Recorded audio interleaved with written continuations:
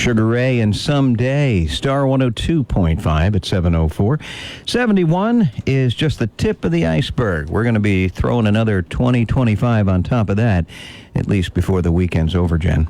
Yeah, we're going to see temps in the mid-90s Saturday, Sunday, 98 by Monday and Tuesday. Hydration is going to be the word of the week, so plenty of fluids, lots of them. The last 10 days or so has shown some remarkable activity with the Moore County school system, which has made news statewide, if not beyond. We went from chaos, literally, to some actual harmony right up to our special meeting yesterday. And we have the school board chair, Bruce Cunningham, here with us this morning I missed your visit earlier this week. Bruce, good morning. Good morning. Good to see you. Good to see you. Thank you for coming in. No problem. And for all you do for the schools, for our teachers, for our students, our children, and our community. It's really good of you. And Bruce has stepped up and been a supporter of our community for a long time.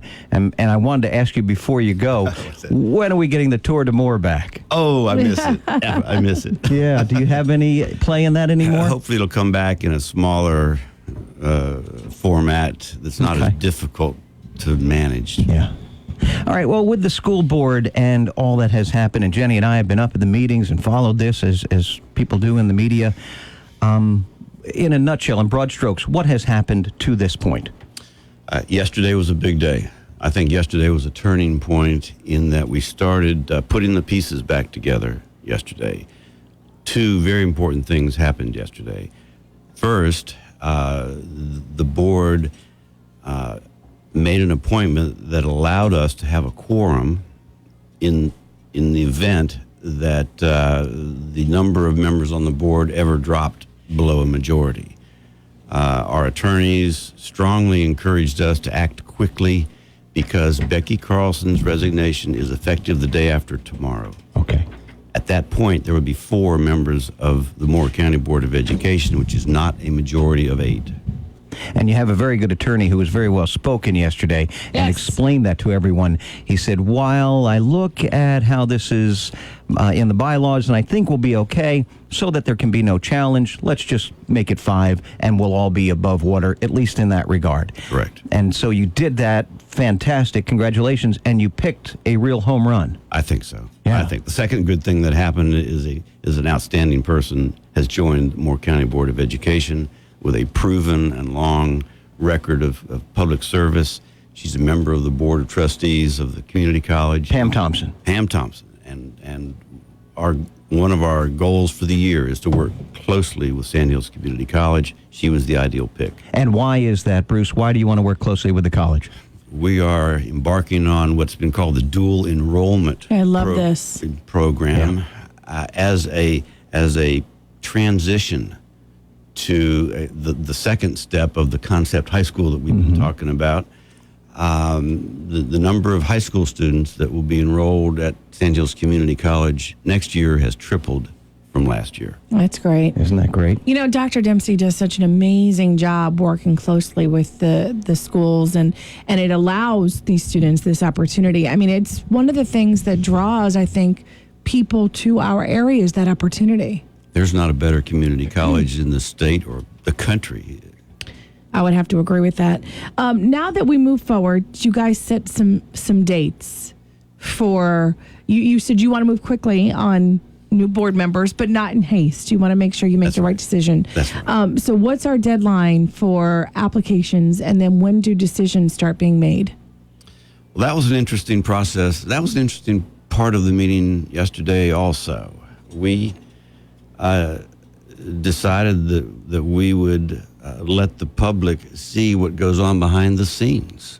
That there was discussion about process that wouldn't necessarily have taken place in open session, and there was this wide-ranging discussion about when we cut the deadline off. I believe we decided on Tuesday, right? The decision? Okay. Tuesday, so we have until Tuesday for individuals who want to be considered to be on the board to send me an email, tell me why.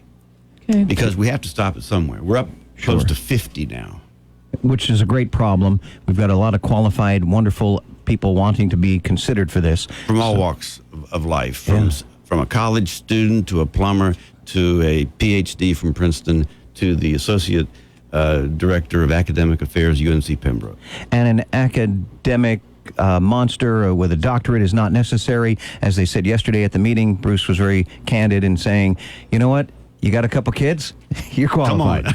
We want everyone's perspective, and this kind of diversity adds to a good balance at the board level. Sure. Is it good to always have a unified board, or is there benefit to having a divided board at times, and having an even number like this, Bruce, as the board chair? Is horrible. These kind of things you must consider and see at a closer level than most folks.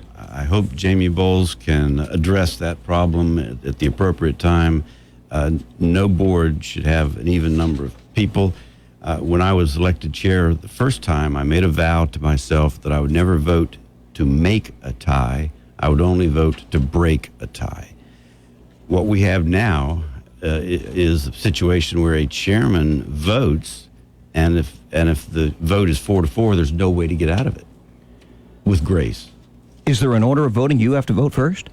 Oh, that's not an order of voting, but I'm a voting member of the board. But you could abstain at the end to shift it one way or another. If I abstain, that's a yes vote. Oh, it is? Sure. That's interesting. Isn't that interesting? Okay. All right, to recap just a bit, Bruce, I know you've answered this question 105 times and you don't care to I'll any answer it longer. 106. But you're a good diplomat, and I'm gonna lean on those skills for a second. Why did 5 members of the school board vote to terminate Dr. Grimacy's contract? I believe there was no basis for that, so they're going to have to answer that, not me. I believe there was no evidence of illegal, unethical, immoral, or any other basis for an involuntary termination or dismissal. It's not like you're an attorney. How would you know?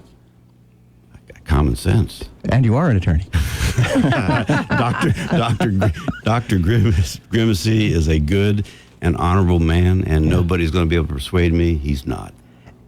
And then when we've asked about it, and we know these are our friends and neighbors and people we see, and we want them to feel comfortable in their own community, and it's been a rough couple of weeks. But they said, well, we can't say why it's against the law. And I asked Laura yesterday, it's against the law. What do you mean? Like, if you say the sheriff will come arrest you? I don't understand. Is it a civil issue you can't say? Why can't a board member say why they're voting to terminate a contract? That is a complicated question. But we're all scratching our head about it. Yes, we are, including me. First one to talk loses. He's a great attorney. I know he is. One of the hardest things for a lawyer to do is keep their mouth shut. Oh, we have Britt Yager in here. I know all about that, Bruce. Okay, so now that these board members resigned, you have 2 positions. Well, I guess one that is considered an at-large position. Correct. Versus the district. Tell me the difference. What's an at-large position? All board members are voted on by everybody in the county. 5 board members are selected from geographic districts. So that they're representing certain areas. Okay. 3 board members can come from any district, and you could have 3 from Union Pines district, and they would be on the board. So it is a way to ensure that every part of the county has at least one, right? And the most populous parts of the county might have more. Look at it as the Senate and the House of Representatives combined into one. Rhode Island has the same number of senators as Texas. Mm-hmm. And then House Reps is a different story. And Texas has more reps than Rhode Island. So this way we're not going to get 8 members from Forest Creek who all have a lot of time and no representation of the northern part of the county. Correct. So this avoids that. So good move, yeah. So we're down to 1 at large, 1 in the Union Pines area, and 1 in the Pinehurst area. Cameron? Ben Cameron was... Is that the Wish? He was Union Pine. He was a Carthage area, wasn't he? Yeah. That area? Okay. Whispering Pines, Cameron. Gotcha. Carthage. Very good. Kathy Farron, Pinehurst area. Okay. And we're going to then have the window close on the 16th, next Tuesday, for these applications. Correct. So please get them in. Go to the Moore County Schools website and see how you do that. Amber Rock, Dr. Rock, was so nice to say, I will funnel these and keep these coordinated. You have the right person doing that. She's wonderful. She's done a fabulous job under difficult conditions. Sure.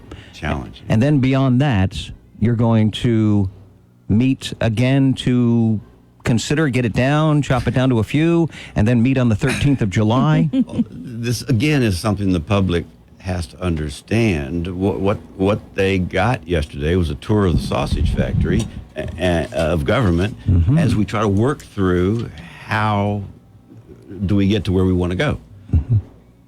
There will probably be modifications to that. That was a work in progress. It was sort of like the comment I made yesterday about the warp speed at which social media is driving this, that a single email from me to somebody I didn't know that was a brainstorming session about how should we go about this, and I asked a rhetorical question, what do you think about just inviting people to apply and tell me why they want to be on the board? My last sentence in that email was, thoughts? ? Within hours, I was receiving applications pursuant to a process that I didn't know had been established. Wow. Now there's something to think about. Absolutely. It is. One of the other things discussed was Sonia Potter and her position. Yes. What was her position previous to yesterday afternoon's meeting?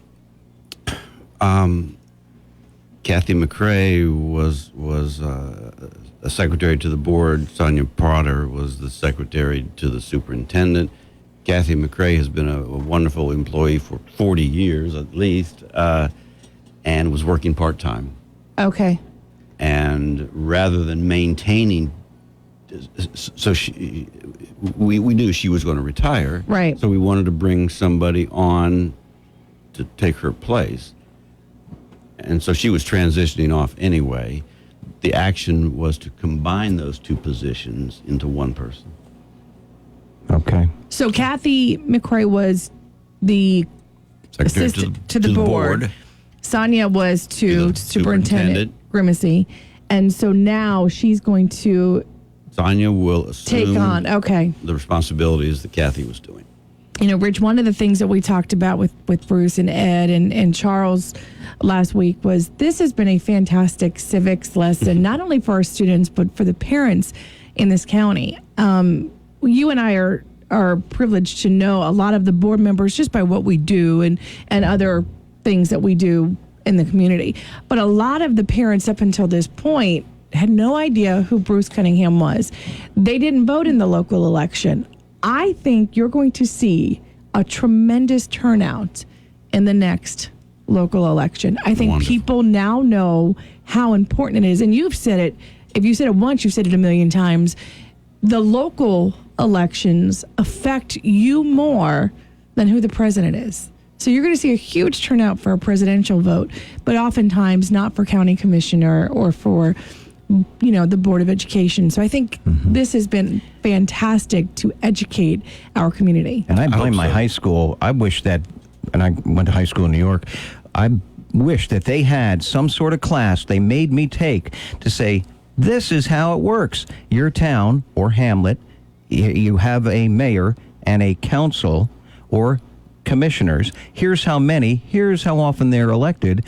And then your county level commissioners and the justice system, and then the state versus the federal houses and chambers. I didn't get that. I mean, they may have glossed over it in some kind of history class, but it angered me. It's like, why don't you have a class to show me how to balance a checkbook and fill out a college app and these kind of things? Things you actually have to do. I think some of those classes are actually in the elementary and middle school, and maybe that might be something for our school system to consider, having that class part of high school, the civics part. I don't know if it's how detailed it's taught now, but I was very ignorant when it came to local government, and so The I League started of working Women here with Voters you. in Moore County help that out a great deal. They will have these forums, and you should go when your county commissioners or your town commissioners, your council, have these forums that the Pinehurst Civic Club or group puts on and things like this, or the League of Women Voters. Go, sit in, educate yourself. You are obligated, if you're going to vote, to be educated. Bruce, speaking of county commissioners, the board... Let me comment on that. Okay, yes. Before Rich and I got on the air, I was saying that in the past, we had trouble persuading people to run for the school board. Now we're inundated with people who want to do it and love it. And I would go up to somebody and talk to them about being on the school board, and why don't you run? And they would say, oh my gosh, you must be crazy to be on there, blah, blah, blah. And I always give the same response to everybody. I say, no, I love it. It's noble work. Very true. It is. You're giving to your community. And we've talked about it. It's not, the work session once a month or the meeting once a month. There's a lot of stuff that happens behind the scenes that people don't realize is going on. There has been conflicts at times between the Board of Education, not necessarily this particular board, and county commissioners. That's in the past. You guys seem to be working on the same page these days. Never better. Yeah. How much of a influence will they have on who is appointed to the board? I made a commitment that they would be informed and have knowledge, but that we would make the decision. Okay. So they'll have input. Sure. Yeah. So will you. Yeah, that's true. Yeah. All right. And you. I will. Absolutely. All right. Well, I was really impressed with the way the community rallied to have their voice heard. They would not stand for it. And like I said, this was a really good learning lesson for a lot of people. And how amazingly historical it is to have, without exception, Jen, everybody siding with Dr. Bob Grimacy and supporting him, all but 5, out of a county of 90,000. You have, such overwhelming support. That cut through race, class, age, gender. Political stance. Everything, Bruce. It was remarkable. When I looked out in the audience when we were at the commissioner's room, they're all running together. In the courtroom when they had to be moved? Yeah. Okay. I would look out at the audience and would see a member of the Tea Party sitting next to a member of the NAACP and a student and a teacher. And a commissioner. And more progress and whatever. I said to myself, where is Norman Rockwell when we need him? Yeah. Mm-hmm. That's right. Very true. Well, Bruce Cunningham, our board chair for the Moore County Board of Education, we appreciate you coming in. And he didn't have to do this. This is one more thing onto your already busy schedule, and we are very appreciative, Bruce. Happy to do it. All right, Bruce, thank you. If people would like to send those applications in, I know they have until Tuesday. How do they do that? btcunningham545@gmail.com. B as in boy, T as in Tom, Cunningham545@gmail.com. All right, I'm going to post that on the Rich and Jenny Facebook page, so you may get quite a few people interested, and then just for a few other people that may not have been able to listen to this whole interview, we're going to also post that as well. Mm-hmm. Okay. Thank you. Thank you, Bruce. You. Whether you need a dose of friendly advice, someone to listen, or just the right mix of music to finish off your busy day, join Delilah this evening at 7. Brought to you by Carolina Property Sales on Star 102.5.